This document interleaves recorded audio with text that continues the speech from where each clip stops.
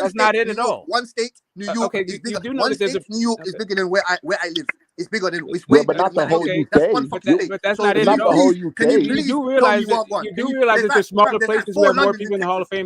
There's like 4 Londons in fucking Hey, Texas. So Butch. what you? I don't understand. Hey, I don't Butch. understand where you're going with Yeah, this. okay, so understand this. There's places smaller than yours who have more Hall of Famers than you. How do you explain that? Where's that? Where's that, sir? Where's that? Cuba? Cuba. Okay, that's an exception. What else? What other country? Okay, no, it's not.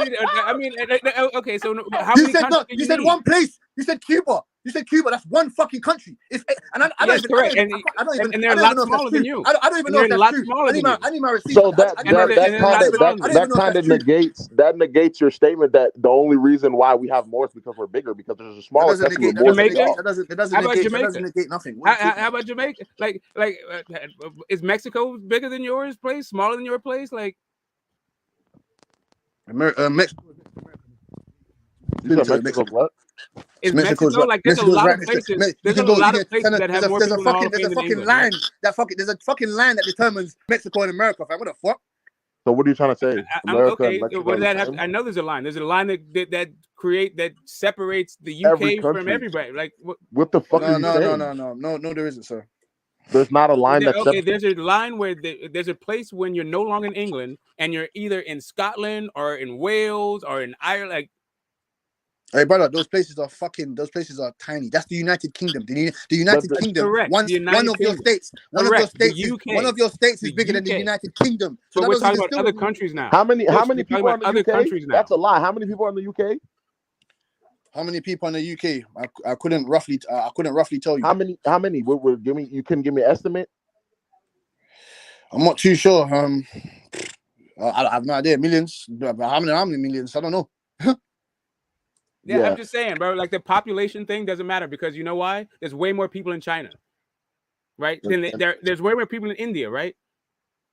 But they don't have. By the way, the UK is 4 different countries, isn't it? Like 4 or 5 different countries. Like it you're says, talking about it says one 60. country, It says right? 67 million here. It says 67 million. So 67 million 60 people. million, yeah. One state does not have more than the whole UK. 67 people. Yeah, well, we got a couple states. We don't have one state that has more than 60 million. 67 million and we people have some states we don't have we have some states. 67 no, we do have some states like Texas. We have some states. How many people live in America? How many people live in America that have more land mass? How many people live in America?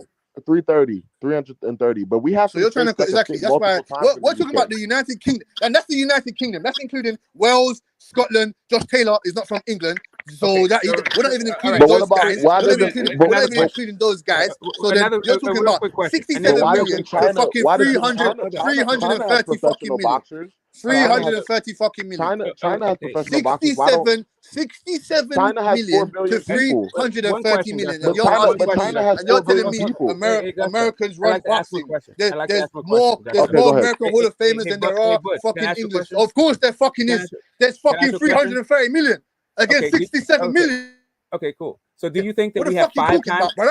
Hey, Wilbur D. That was the point I was making earlier. Boxing in America, I just want to ask him a question. The 90s, right quick. It doesn't have children's programs as much. Just a real quick question. Hold up, before we even go there. Do you think that we have 5 times the number? Since we have the population, since we have 5 times the population, do you think we have 5 times as many Hall of Famers or more than 5 times?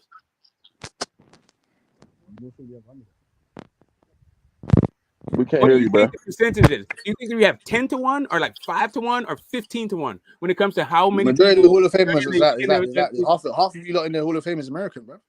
Yeah, do you think I'm just saying, forget about that. I'm just saying compared to England. Like, what do you think the ratio is? There's no way. I'm not getting that. What I'm saying to you is that no one here got onto America saying, no one here said England runs boxing and this and that. And but we actually do. So cool. All right. So I just want to make sure that you don't think that it's just a population issue. It's more to it than that.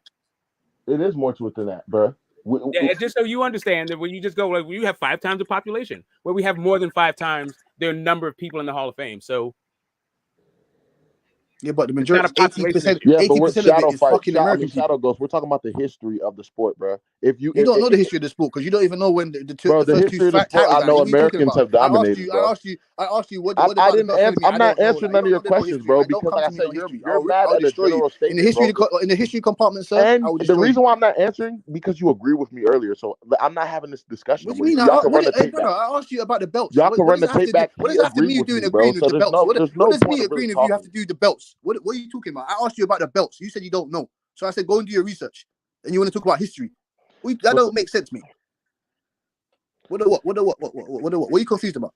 Bro, what the fuck are you talking about, bro? Oh, then it goes to what are you talking about? We're talking about some fights, man. This shit's getting boring, man. Because you don't understand what I'm talking about. Yeah, this shit's getting boring. I have to be honest, man. It's not even. You don't fucking get it. It's not even. I made a general statement, bro. I asked you about the 2 fucking belts. So first of all, Cuba does not have more Hall of Famers than the UK. That's actually a lie. So I don't know what the fuck Smart's talking about. He's literally making up bullshit. That belt don't mean nothing. What are you talking about? Communism is the reason why we were running it. They talk about communism. So it's like either we never ran it. What do you want me to say? I'll say whatever. Okay, I'm asking you, what happened when the Ukraine and Cuba, well, not Cuba, but what happened when the Ukraine and the Soviet bloc fight? What happened? What happened when the Klitschko's? What happened when the Klitschko's are allowed to box? Butch, give me a second, bro. I'm giving you a chance right now. I'm giving you a chance right now. You spoke Do about you want history. me to say Augusto, what happened? Listen, What happened to American dominance? I'm giving you a What happened when the Klitschko's are allowed to box professionally? Do you want me to say that America and the history of boxing, America has never ran boxing predominantly? I'm asking you. I say it. We didn't I'm asking. No, I'm asking you a question. We answered your question 10 times. Answer ours. What happened, brother? Answer. What happened? What happened when the boxing ban was lifted off the Soviet Union? What happened? America has the most Hall of Famers, and it's because we're the biggest country in the world. I'm sorry. We acknowledge your fighters. We acknowledge the fighters. We didn't run boxing. You think we're gonna sit here and say, Augusto, answer my fucking question, you stupid pussy. I'm sorry, bitch. Answer my question. I'm sorry, bitch.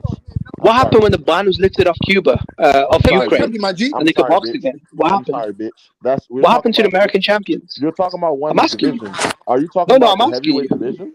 Okay, cruiserweight. What happened? Why are you asking him? I'm Is it talking because it's about an all us the thing? boxing. I'm talking about all the No, I'm asking him a question. But I'm asking him a question. I'm not answering logic. I'm talking about No. He made several smoke. Don't get emotional. He made several facts. I'm checking him now. I'm sorry. I'm fact checking him. Too much for you? I'm fact checking him. Smoke. Listen, the pussy jumped off. Why are you not having a normal Smoke. debate with a man? He made several comments, and I'm fact checking him. I know Smoke knows. Smoke, what happened? Bro, can I have some? Smoke, what happened to American dominance when the Ukraine was allowed to box? Oh, what happened? What happened? I don't know.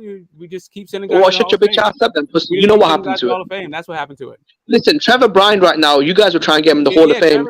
Ukraine and UK. Listen, Jimmy fam, They don't even acknowledge him as a champion. They don't acknowledge him as a champion. I asked Augusto, do you have a world heavyweight champion? I know that there's good fighters. no. I acknowledge UK fighters. I just made a statement. It's not about you. It's not about UK. Listen, you stupid bitch. This has nothing to do with the UK. Who else we got? You're just being annoying now. You're not trying to What understand. does it have to do with them? Trevor Bryan. What does it have to do with them, Jimmy? I'm asking you, what happened though? When Ukraine was allowed to box again, what happened to American dominance? Because boxing is what happened to American excellence? What happened to American cruiserweight as well? No such thing as we got Evander Holyfield. All right, let me answer. Evander Holyfield. One example. Evander Holyfield cruiserweight. Evander Holyfield. It's been 10,000 years. We still got to scream about the Holyfield. Jimmy. So the Klitschko's stupid motherfuckers. Jimmy. So the Klitschko's dominated. That's what happened. Is that what you want to hear? Than Tyson Fury. I'm asking you. No, I'm asking you. What happened? The Klitschko started to dominate. Is that what you want to hear? I'm asking you. How come Ryan Garcia is more famous than all of your boxers? What you say?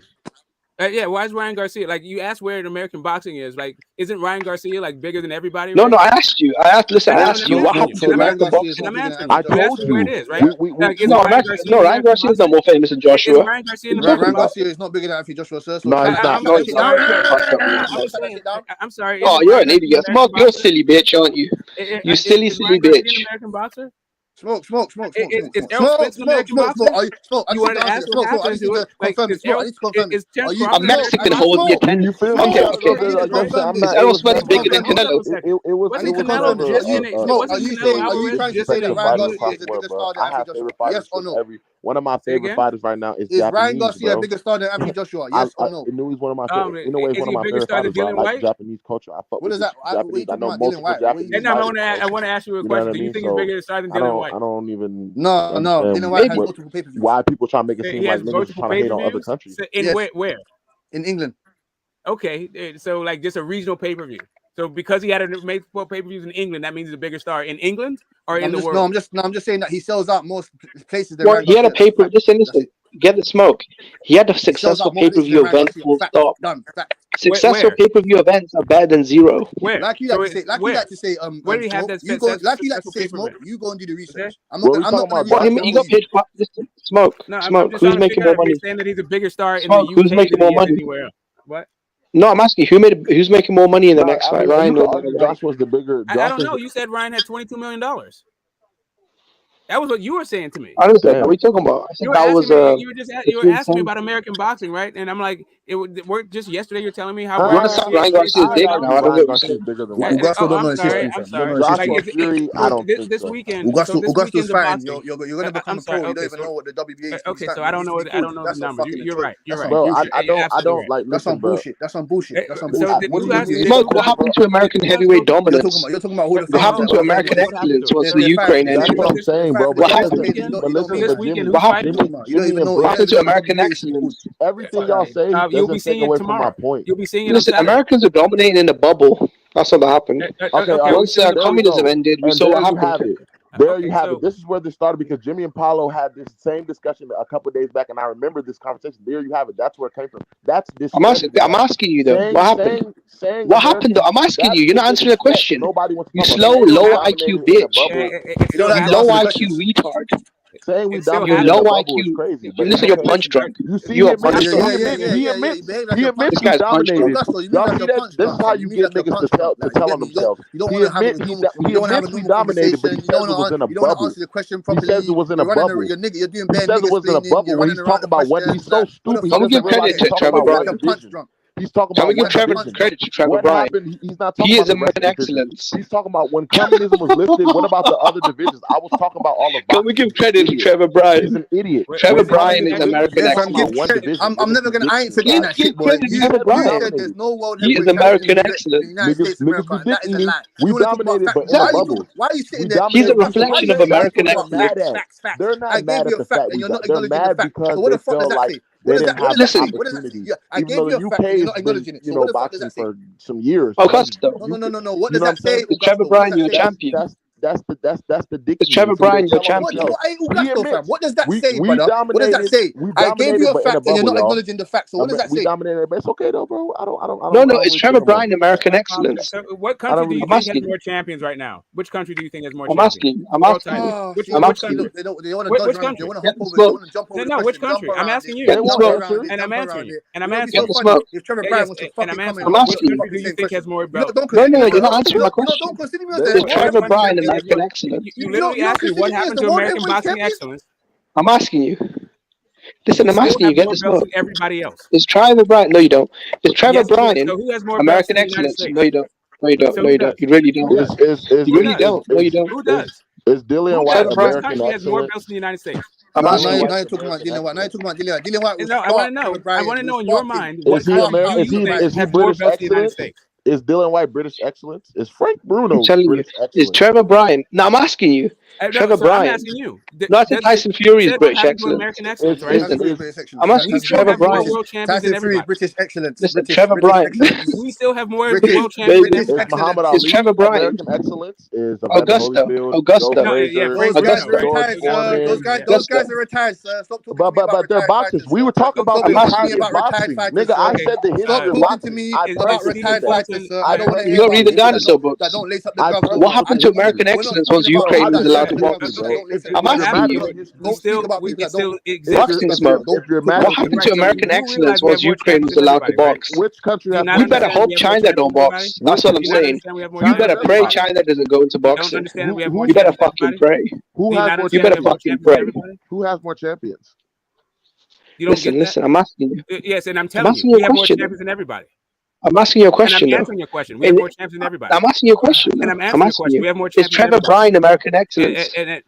Is he all of boxing? Is he all of the United States boxing? I'm asking you. What is the big dog? Listen, we're talking about the big dog divisions. You're talking about the dwarfs. Wait, get the smoke. I get it. They just. You want to go to the retards, the midgets? They're clinging to cruiserweight. Augusto, where are the big dogs? Bro, where are the big dogs? Cruiserweight, heavyweight, light heavy. Where are the big dogs? Augusto's a big dog, man. Van Holyfield. We got Van Holyfield. 100 years ago, bro. 100 years ago. Okay, so hold on. You do realize that your American boxing, right now. Boxing lounge. I'm asking you in the big dog divisions. I'm asking you in the big dog divisions. In the big dog division right now. We have an American guy that beat Anthony Joshua, who's a former champion. I'm asking you. And the current champion is cornered by an American guy. Oh, are we cornered by? Cornered by. Okay, cornered by. Yes, Corners First of all, are he's part got of 3 boxing, corners. bro. Exactly. Boxing Lounge. He's got Andy Lee and he's got Sugar Hill. Correct. He's got 2 trainers. Bro, Boxing Lounge. He's got 2 trainers. He's got Andy Lee and Sugar We Hill. gotta stop talking about this shit though, bro. Deontay Wilder, We could talk about current fights. We could talk about Okay, cool. Is this what you do? Smoke. Is this how low you fall? And you gotta go to cornerman. Is this how low you fall? That's embarrassing, bro. That is embarrassing, bro. We've been talking about tournament the whole time. That's embarrassing, bro. Why did You gotta go to fucking Towel Boys. Bro, you gotta go to fucking Sugar Hill's Towel a Towel Boy. You heard it here first. You gotta go to fucking Towel Jimmy just called Sugar Hill Towel Boy. I just wanted to make sure Jimmy that I called understood. Sugar That's Hill embarrassing, bro. You want to make sure I'm asking you. Jimmy in the just big called dog Sugar division. Hill Okay, a what Towel are the Boy, y'all. cruiserweights? These niggas be in their feelings. What were the Jimmy just called cruiserweights? Sugar Hill Towel Boy, y'all. I'm asking you. I'm asking Sugar what Hill's were a the Towel Boy. cruiserweights? That's Jimmy's words. You can run the tape back. Augusto. I never said You can that. run I the never tape said back. that. Javon Hill is a towel boy. Jimmy I just never called said that. Sugar Hill Towel Boy. You can run the tape back. I said he's got 2 cornermen. He's got Javon Sugar Hill, who the LDBC want to kill. And Smoke loved it. He loved it. Smoke was threatened to kill. Smoke was threatened. He's like, kill him. Kill Sugar Hill. I've That's never what said Smoke that. was saying. I've never said that in my Nah, life. you guys were co-signing the I've never LDBC said that. when they want to kill Sugar Hill. I've never said Look that. at you. Look at your guys. Look at your guys. Want to kill each other. Look at you. Like Tay Jones, bro. These guys are co-signing it. Yeah, Tay Jones strapped up. That's what Smoke was saying. Smoke called Tay Jones American excellence. You guys are so good that we need to open a vein, right? That weird stuff. That's the type of weird stuff that happens over there. That weird stuff. That weird stuff don't happen around here, G. That weird stuff don't happen around here, my G. Like, We I'm don't trying talk to about that kill type of Sugar thing, my Hill. G. Like, We don't that's talk about that Sugar type of things, Hill. my G. I'm more reading. I'm more reading. And I want to kill myself. Jimmy just called You Sugar guys- Hill a you Towel guys Boy. This is That's how excellent much analysis. he knows about You guys boxing. are wonderful No. judges of personality. He called Sugar Hill Towel Boy. It's on tape. That Jimmy called. I never Sugar said Hill that. Towel Boy. You want to fucking create. He did not It's fucking on say that. tape. No, we're talking about cornermen. We're going to still start counting Towel Boys You now. call him a Towel Boy. I guess that's I the never called him a importance Towel Boy. the importance of a cornerman is Towel Boy. I said you're punch drunk. Are you deaf? Did you hear the brother say, "Oh, Sugar Hill was a So Towel let's Boy"? just get back to boxing, man. I don't want to talk about this weird He said tribal you shit. talking What about are you Towel talking Boys. about? He said you talking about Towel Boys. That's what he said. He said cornerman. He said you sunk so Hey. low as if Hey, cornerman. When did he say Sugar Hill was a Towel Boy? When did he say Sugar Hill was a Towel Boy? Right. I'm sorry, y'all. Let me step in real quick. Run the tape Yeah, back. break it up for a second, man. Hey, shout outs to the panel. Everybody hit the like button, subscribe to the channel. It's the weigh-in. Earl Spence, your Dennis Ugas, man. Yes, sir. I mean, we got some great fights coming up. Hey, yo, man, let's keep it boxing, bro. Fuck all that weird ass shit, all that race baiting. And all that, bro. Let me finish, brother. I didn't cut you off, brother. Can I speak? I'm about to end the fucking show, bro. I'm here to talk boxing. Could you guys come here for boxing and leave all that other bullshit, take it somewhere else, bro? That's what I gotta fucking say, bro. You know what I'm saying? Hit the like button, subscribe. We got some great fights coming up, and all y'all want to do is argue about JDs and all this other weird shit in the LDBC. Bro, I don't give a fuck about the LDBC. Tell your boy that, then, man. I don't No, either. they ain't said nothing about the LDBC. Yep. That's y'all bringing them up. Exactly. That's a fact. Bro, I'm here to talk boxing, bro. You know what I mean? We got some great it's a rap for him. It's a rap for him to rip England. It's a rap for him Hey, to rip bro, England for however long he's doing that. bro, I'm not getting into y'all little childish beef, whatever y'all talking about. I'm not getting involved in that nonsense. We got a great fight coming up on Saturday, and all y'all want to talk about is this and that. He said We got a unification so fight. I'm trying to tell him that it's The nothing to people do in the with that. comment section instigating this bullshit ass beef. Y'all need to grow up in the comment section too, bro. You know what I'm saying? We here to talk boxing. If you can't, yeah, man, straight up, bro. I'm about to end the show. Have a great night. Have a great night. We got a great fight coming up. It's the weigh-in. Earl Spence and Ugas. Y'all could have been talking about that this whole time. For sure, man. Shout out to everybody. We gonna wrap it up. Peace out, y'all. Peace. Say no more, man.